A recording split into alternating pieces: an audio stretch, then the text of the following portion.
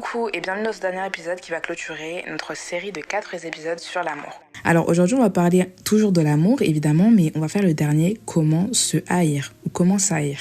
J'étais pas très sûre de comment le prononcer, bref. Alors, premièrement, on va parler des comportements toxiques qui sabotent l'amour. Ensuite, on parlera de pourquoi on adopte ces comportements. Et en troisième, de comment casser ce schéma. Si ce genre d'épisode t'intéresse, tu peux toujours t'abonner à mon podcast. Et si t'as vraiment envie de me soutenir, tu peux t'abonner à un abonnement à 1,99€ qui te permet d'accéder à plus d'épisodes qui sont courts mais impactants. On y va. Donc, les comportements qui sabotent l'amour de soi.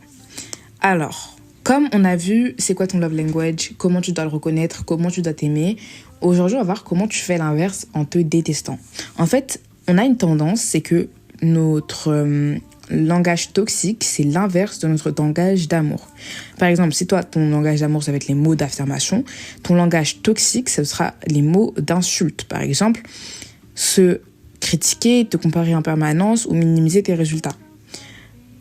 En deuxième, si toi, c'est les moments de qualité, ton langage toxique, ce sera de ne jamais prendre du temps pour toi, de toujours t'épuiser pour les autres. Si toi, c'est les cadeaux et tout, ton langage d'amour, tu vas soit te priver, soit surconsommer pour combler un vide. Si pour toi, c'est les actes de service, ton langage d'amour, tu vas avoir comme comportement toxique de ne pas écouter tes besoins, de te surcharger ou d'ignorer ton bien-être. Et si pour toi c'est le contact physique, tu auras une réaction toxique qui sera de négliger ton corps ou de ne pas respecter tes limites physiques ou celles des autres en les forçant à te faire des câlins ou je sais pas quoi. Bref. C'est très important du coup, comme j'ai dit plusieurs fois, de connaître quels sont tes langages d'amour pour connaître quels sont tes langages toxiques, pour les reconnaître et aussi pouvoir avancer avec toi-même. Je tiens à m'excuser pour le bruit environnement. C'est qu'il y a quelques gens dans mon internat qui sont un peu bruyants et il y en a qui se permettent un peu d'entrer dans ma chambre. Voilà. Bref. En deuxième, pourquoi on adopte ces comportements ? En fait, ces comportements, ils peuvent être liés à l'éducation, les expériences passées, le manque d'estime de soi, etc. Tout comme je vous avais dit que notre langage d'amour, il va être impacté par exemple, ton enfance ou tes activités, ce que tu fais, etc.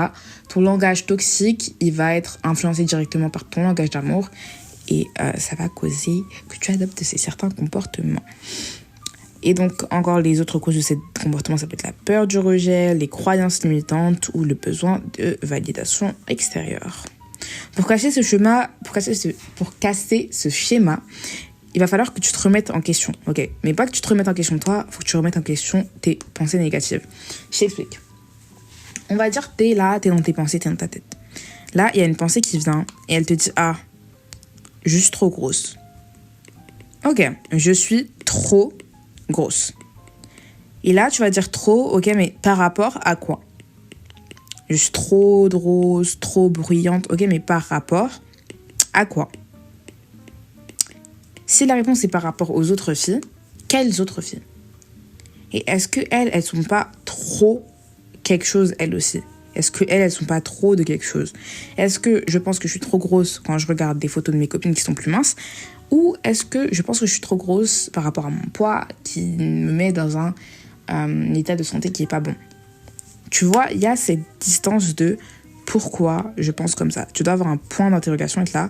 Ok, ces pensées négatives, je les accepte et je vais leur parler pourquoi vous êtes là. Ensuite, il y a ce truc de faire le travail inverse. Ça va être de traiter ton esprit et ton corps avec respect. Donc, tu vas faire du sport, tu vas faire tes 20 000 pas par jour. Quand tu vas te dire, je vais me lever à 6h pour réveiller, tu vas te lever à 6h, ok ?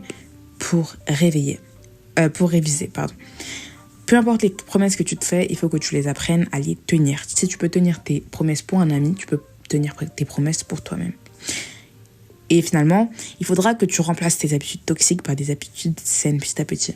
Là où tu vois une fille qui est trop belle, tu te dis, je veux ressembler à ça. Dis-toi, franchement, elle est belle, hein. Moi aussi, tu vois. Waouh, elle est mince. Franchement, moi, j'ai pas besoin d'être mince pour être belle, mais sur elle, ça lui va bien, tu vois. Il faut que tu apprennes à apprécier la beauté des autres et à penser que ça ne diminue pas qui tu es. Et ça peut être dans tous les domaines de ta vie. les autres ne diminuent pas ton identité. En tout cas, merci de m'avoir écouté. Là, je pense que ça va être un peu bruyant dans cet internat, donc faut que je me casse. Mais on se dit à très bientôt. Bisous!